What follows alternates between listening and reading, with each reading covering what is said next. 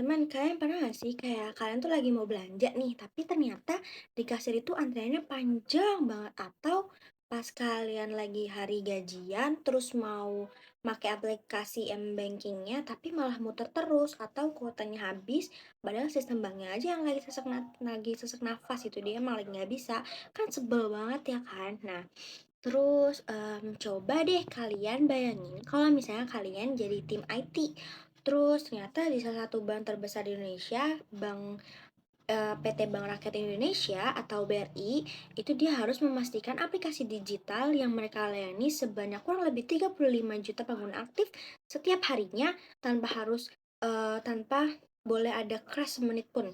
Jadi kayak kebayang gak sih gimana repotnya, terus kayak bagaimana, di servernya tuh susah banget gitu. Oke, halo semuanya. Perkenalkan, nama aku Dini Mutiara Ningtyas dari Sistem Informasi Angkatan 23.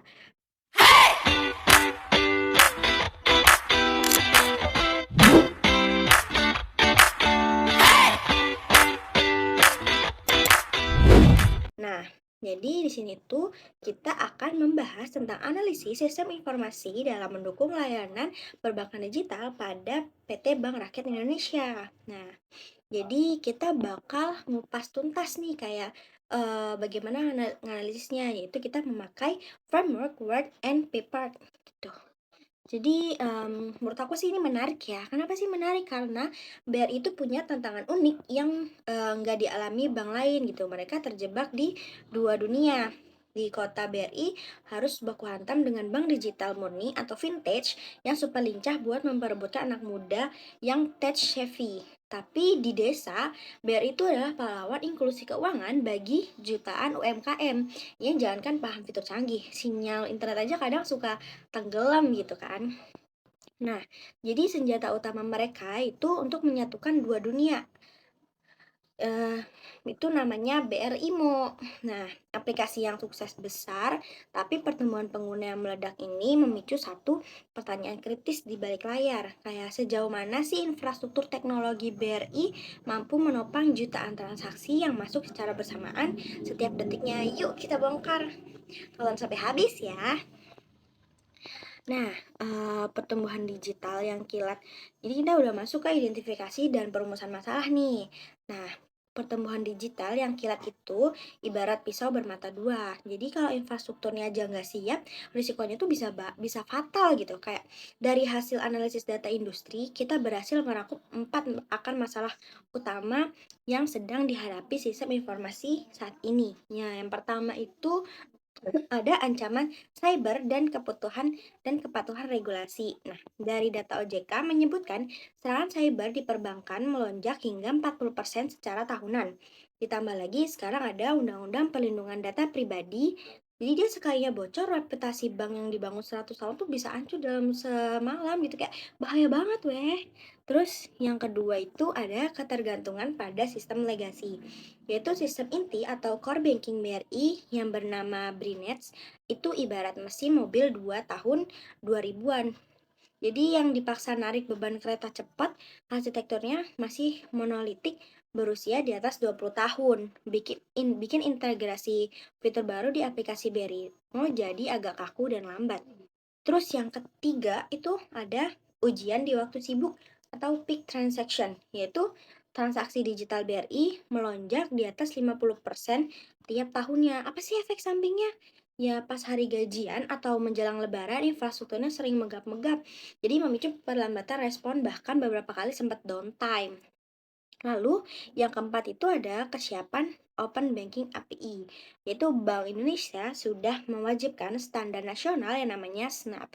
Kalau BRI telat menyempurnakan standarisasi ini, mereka bisa kehilangan momentum emas untuk berkolaborasi dengan berbagai ekosistem vintage di luar sana.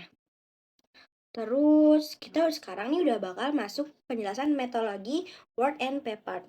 Nah, supaya investasi teknologi BRI yang nilainya triliunan itu tidak mubazir, kita butuh peta jalan strategis. Nah, makanya di sini tuh framework Word and Paper ini masuk sebagai penyelamat.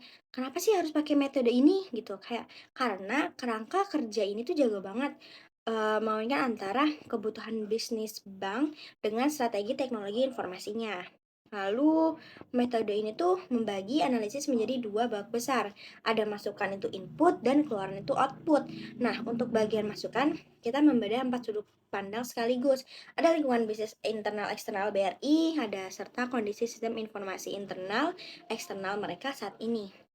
Lalu hasil blenderan dari 4 sudut pandang tadi akan melahirkan 3 dokumen.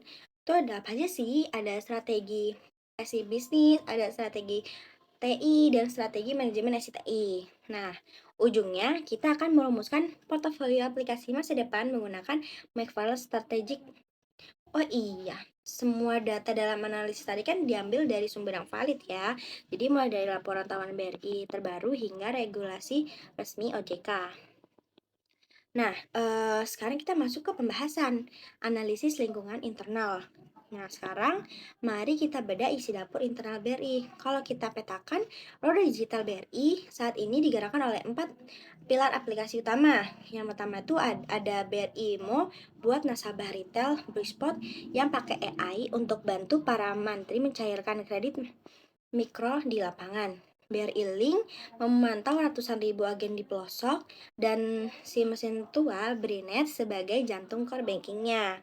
Jadi, setelah dibedah performa internal ini menggunakan balance score, hasilnya tuh sangat menarik. Dari perspektif keuangan investasi TI mereka sukses besar, menyumbangkan lebih dari 35% pendapat non bunga bank. Dari perspektif pelanggan pun dia udah oke banget. Kayak rating aplikasi mereka stabil di angka 4,5. Wow. Tapi kalau kita intip dari perspektif proses bisnis internal, keandalan sistemnya tuh masih sering naik turun gara-gara si core banking Brinet yang sudah berumur tadi. Selain itu, dari perspektif pembelajaran, BRI itu masih punya PR besar untuk mengejar ketinggalan teknologi cerdas seperti artificial intelligence, terus ada machine learning agar bisa seagresif bank digital murni. Lalu kita masih masuk ke pembahasan analisis lingkungan eksternal nih sekarang. Jadi mari kita buka pintu lalu nengok keluar rumah melalui analisis Pestel dan Porter's Five Force. Jadi di luar sana tuh persaingan ternyata berembus sangat kencang. Dari kacamata Pestel sendiri, faktor hukum jadi tekanan paling berat. Aturan UU PDP memaksa BRI merombak total sistem keamanan datanya. Tapi dari sisi teknologi, tren cloud computing yang elastis sebetulnya jadi peluang emas bagi BRI agar sistem mereka tuh nggak gampang roboh saat diserbu transaksi masif gitu.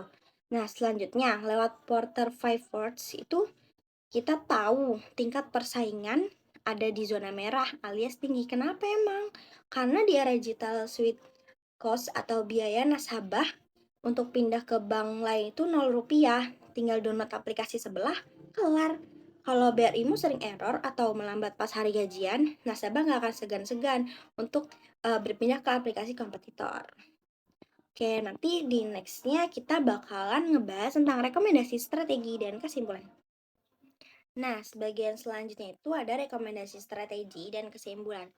Nah, dari semua tadi tuh, apa sih solusinya setelah kita bahas panjang lebar tuh dari semua tadi, apa sih solusinya? Jadi, solusinya itu adalah framework Word and Paper memberikan kita 4 rekomendasi strategi mutakhir untuk masa depan digital BRI. Yang pertama tuh ada modernisasi core banking atau standardized patterns, yaitu jangan hancurkan sistem lama Brinet sekaligus karena dia berbahaya. Masa mau langsung dihancurin gitu aja? Nah, jadi solusinya itu adalah pindahkan fungsinya satu persatu ke arsitektur microservice. Jadi tim IT itu bisa suntik fitur baru di BRI Mo kapan saja tanpa risiko bikin sistem utama macet. Lalu yang kedua, pakai teknologi cloud native dan auto scaling biar nggak ada lagi drama aplikasi macet pas hari gajian atau lebaran. Jadi infrastruktur server BRIMO tuh wajib bisa auto scaling. Jadi pas transaksinya dia lagi melonjak, kapasitas server otomatis membesar sendiri secara elastis. Nah, lalu yang ketiga tuh ada bentuk unit khusus data privacy officer, yaitu untuk mengawal ketat UU PDP dan 4. Itu ada kebut standarisasi Snap API supaya BRI itu bisa jadi ekosistem utama yang dicantolkan ke berbagai aplikasi belanja online ataupun vintage. Nah, jadi kesimpulannya itu transformasi digital itu bukan cuma adu keren bikin aplikasi atau adu mahal beli server. Jadi kunci suksesnya itu adalah keselarasan. Strategi teknologi harus berjalan seirama dengan strategi bisnis. Nah, lewat perencanaan matang dari framework Word and Paper ini, BRI tidak hanya bisa mempertahankan mahkotanya sebagai raja perbankan, tapi juga menjadi motor inklusi keuangan yang sesungguhnya di Indonesia. Nah, tapi belum selesai loh. Jadi, bagi teman-teman, semua rekomendasi hebat tadi tidak ada gunanya tanpa adanya peta jalan atau roadmap implementasi yang jelas. Jadi, mengubah sistem di bank sebesar BRI itu ibarat memperbaiki mesin pesawat yang sedang terbang tinggi, terus dia tidak boleh ada kesalahan sedikit pun. Kan agak susah ya. Oleh karena itu, berdasarkan hasil analisis McFarlane Strategy Guide, eksekusi strategi ini dibagi menjadi 3 tahapan waktu. Ada tahun pertama yaitu jangka pendek.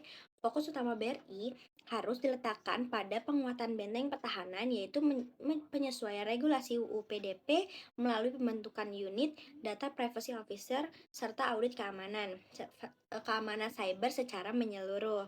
Lalu tahun kedua atau jangka menengah, di fase ini migrasi sistem core banking BRINET ke arsitektur microservices itu mulai dieksekusi untuk fitur-fitur kritikal di BRIMO. Nah, dibarengi dengan penyempurnaan gerbang Open Banking API standar Snap. Lalu tahun ketiga itu ada transformasi penuh menjadi cloud native bank dengan penerapan kecerdasan buatan AI dan machine learning yang matang di seluruh lini proses bisnis perbankan. Nah, jadi tentu saja perjalanan transformasi digital ini tuh akan penuh dengan batu sandungan. Itu risiko terbesar yang wajib diantisipasi oleh manajemen BRI adalah adanya potensi resistensi terhadap perubahan, baik dari sisi internal karyawan yang sudah nyaman dengan sistem lama maupun dari sisi nasabah senior di pedesaan yang gagap teknologi. Jadi mitigasinya itu apa sih? BRI tidak boleh lelah melakukan edukasi dan pelatihan melalui program BRI Digital Talent untuk internal, serta terus mempertahankan pendekatan humanis lewat agen BRI Link di lapangan agar masyarakat desa tidak merasa ditinggal oleh teknologi. Nah, sebagai penutup dari analisis studi kasus ini, ada satu refleksi penting yang bisa kita petik bersama. Apa sih? Itu framework Word and Paper ini berhasil membuktikan keampuhannya sebagai alat navigasi bisnis modern.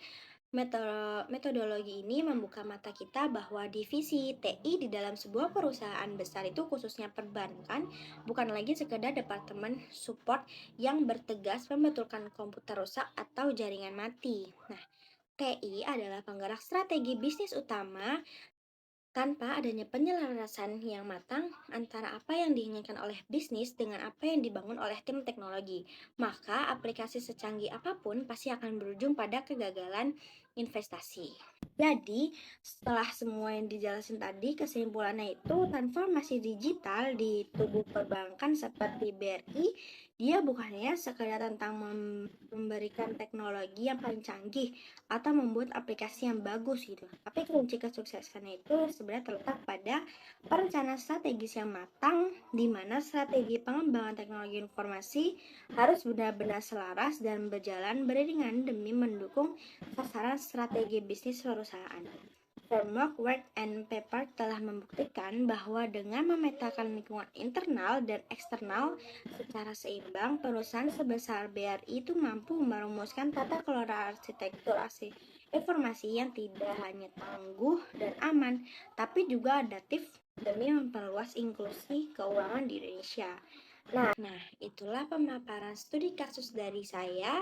Semoga penjelasan ini memberikan wawasan baru bagi teman-teman semua mengenai pentingnya perencanaan strategi sistem informasi di dunia industri nyata. Terima kasih atas perhatiannya. Kurang lebihnya mohon maaf. Wassalamualaikum warahmatullahi wabarakatuh. Bye-bye.